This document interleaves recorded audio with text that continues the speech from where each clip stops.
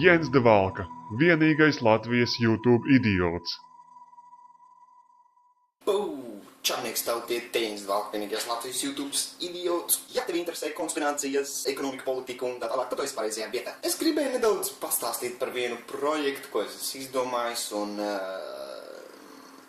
tādā garā. Par cik ļoti daudzi pieauguši cilvēki, saprotu, tīņi var darīt stulbības, bet pieauguši cilvēki liek savus privātos datus tādās lapās kā draugiem LV un tā tālāk. Es nolēmu uztaisīt nelielu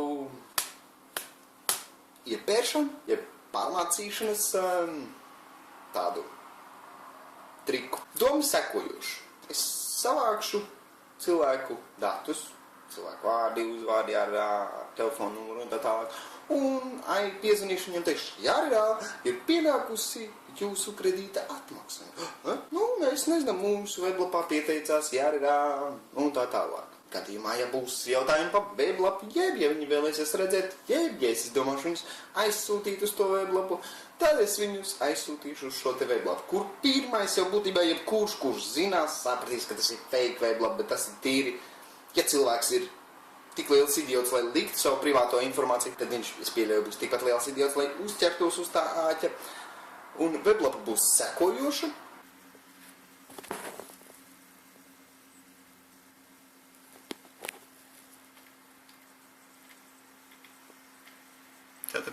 Tātad reku, šeit ir tā adrese, vēl savu telefonu, es neesmu te ielicis iekšā, jo es viņu ielikšu tikai uz to brīdi, kamēr es to darīšu.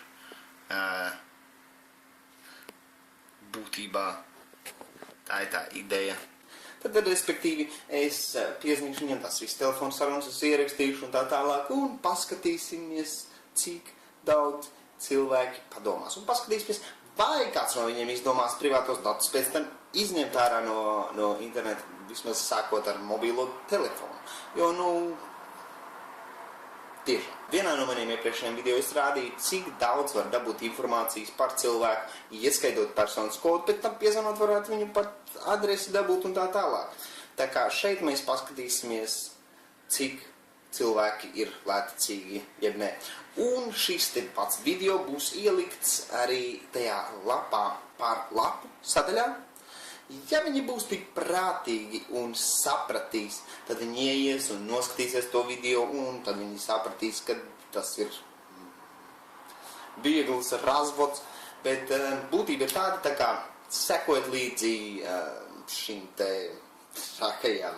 My lad and neighbor, it does deliver me where I want to go. My lad and neighbor does not consider giving up, you know.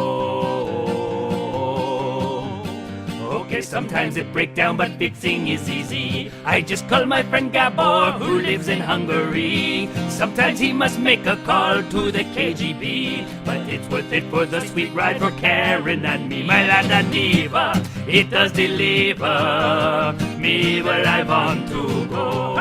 My lad and neighbor, it really gives her, whether high or low. My lad and neighbor, how long it'll live up is the subject of much conjecture. My lad and neighbor is what it is, 'cause of its unibody architecture.